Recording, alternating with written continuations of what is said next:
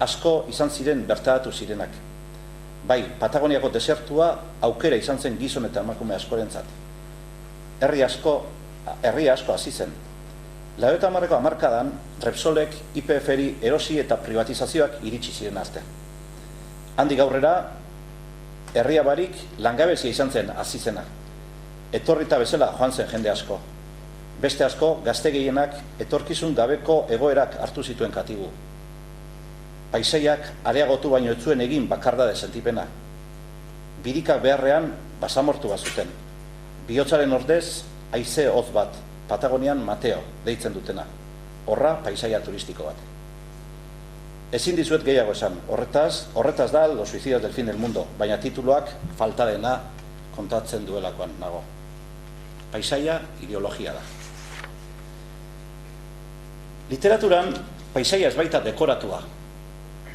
Poster dekoratiboetan ez bezala, National Geographicek ekoiztutako lurralde ustez zapaldu gabeen gaineko bideoetan oso bestela, literaturan paisaia idazleek eta irakurlek konpartitzen duten lurralde keinuz betea da. Irakurketa bakoitzarekin zikintzen, osatzen, handitzen doana. Nahigabe bada ere, geure egiten dugun geografia da literaturak eskaintzen diguna. Horregatik iritsi gara New Yorkera, Pragara, Mexikora, Habanara, Parisera, Oranera, Estambulera, Lurmuturririra, San Petersburgera, Buenos Airesera, benetan bertako kaleak zapaldu aurretik. Literatura beste bizitza batzuetan bizitzekoa dela, esaldi hori ez da nirea. Nola funtzionatzen du ordea? Zer du paisaiak gu horrela kitzikatzeko? Umeak erlojua bezala eta forenseak gorpua, George Perek izango da seguruenik honetan alegin serioena egin izan duena. George Perek horretarako 1978ko urriko 3 egunez eseri zen Parisko plaza batean, han iskina egiten duen kafetegi batean. Hala hasten da Parisko txoko bat agortzeko alegina liburua. Gauza asko dago Saint-Sulpice plazan. Esaterako udaletxe bat, ogasun ordezkaritza bat, komisaldegia, 3 kafetegi, hauetako bat estankoarekin, eliza bat, ura eraikitzen ibili ziren bertan Lebo, Gitar, Openor, Zarbandoni eta Xalgren, eta Klotario bigarrenaren kapillau bati eskinia dago. 624tik 604 bitartean, Burgesko obispo izan zena eta bere eguna urtarrian 17an ospatzen dena. Argitaletxe bat ere badago, ehorztetxe bat, bidaia agentzia bat, autobus geltoki bat, sastreria bat, hotela, 4 islari kristau handien izenez dekoraturiko iturri bat, Buset, Fenelon, Flechier, Masillon, egunkari kiosko bat, eliza gaien denda bat, parkin bat, edertasun instituto bat eta gauza asko gehiago. Gauza hauetako asko, gehienak ez badira, esana dago nolakoak diren. Inventariatu dituzte. Atera zaizkia argazkiak, azaldu da nolakoa diren, jasoa daude. Horri hauen asmoa osteantzeko guztia deskribatzea da. Normalean, ohartzen ez garena, garrantzirik ez duena, ezer gertatzen ez denean gertatzen dena. Denboraren joana baino ez da, jendearena, autoena eta odeiena. Eta hiriaren jabetze grafia honela hasten da. Data 1974ko urriaren 18. Ordua goizeko 10:00. Tokia Saint-Sulpiceko Tabaka. Eguraldia hotz lehorra, zeru grisa, argiuneren bat edo beste.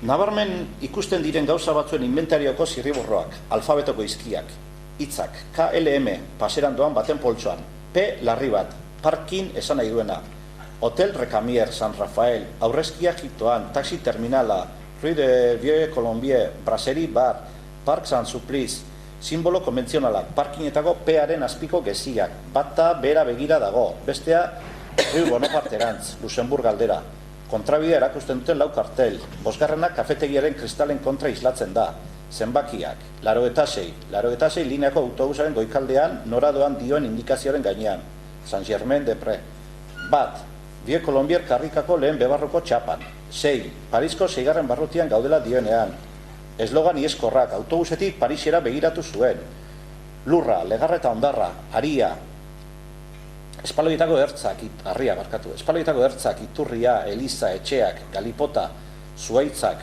ostotsak, sarritan horituak, zeru handi xamar bat, gizakiak, ogia, bageta, letxuga bat, eta segitzen du, eta liburu osoa inventario bat da. Horrela 3 egunez jaso zuen, bere begiek ikusten zuten guztia. Horra paisaia, orain esaten den bezala, dekonstruitu bat. Emozio tantarik ere transmititzen ez duena. Literatura gutxi, antierotikoa guztiz. Antola ditzagun elementuak orain, eman itxura eta jutu, osatu Parisko plaza hori. Nahikoa da? Zer egiten dugu postal horrekin? Begia behar dugu dudari gabe. Plaza horretan, pertsonak erakutsiko dizkigun begia. Mugimenduan jarriko dituena, sufritzen, maitatzen, lagun artean eta bakardade gorrienean jarriko dituen idazlearen begia behar dugu. Eta begia, beti, aukeratzen duen errealitatea, zatia aukeratzen duenetik, subjektiboa da. Esan beharrik ez dago, konotazioa bilatzen du idazleak aukeratzen duen elementu bakoitzean.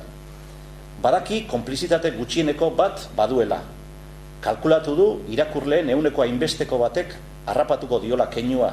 Ezagutzen duela kontatu beharrik ez duen azpiko hori guztia. Ez du beti asmatuko, askotan erratuko da. Komuna zela pentsatzen zuena, ez da hain komuna. Hor arriskatu behar du, eman, zenbat eman patetiko izan gabe. Dena esatea ez baita literatura.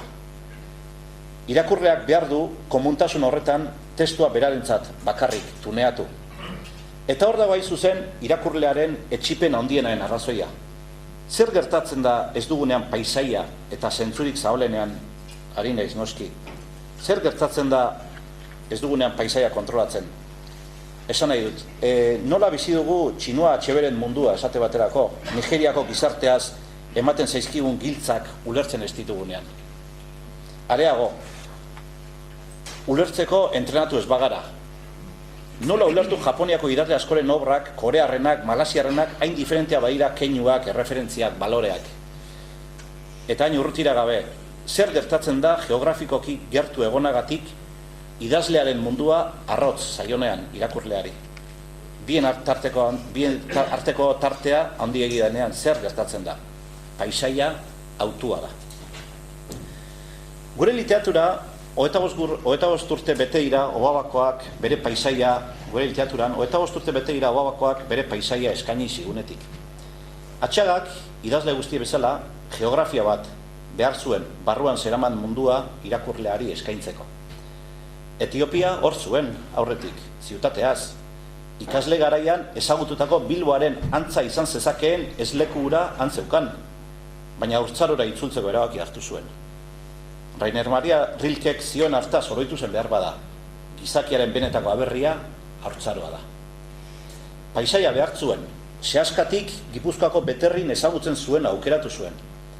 Denboran atzera egitea baino ez zuen, ahozko tradizioan jasotako mundu zaharrean bildu, kolektiboaren memorian artean bizirik zen paisaia hura. Gauza bat zuen alde, historioak ez, baina irakurle askok ezagutzen zuen mundu bera ez bazen ere, bai antzekoa, munduko Obaba guztietan. Obaba ez baita Atxagaren haurtzaroa asteaso. Munduan barrena beste izen batzuekin ezagutzen diren haurtzarako asteaso guztia baizik.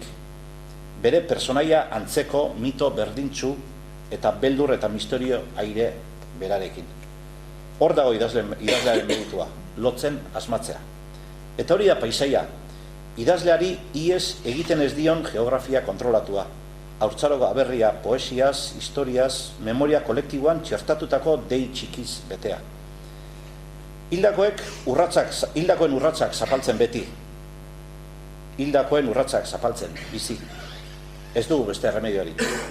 Eta hala behar du, oihartzun hori gabe asko zailtzen da bestela dena. Ostean, personaiak desitxuratu egingo bazaizkigu, ezerezean urtu. Eta hain da personala idazlearen paisaia hori non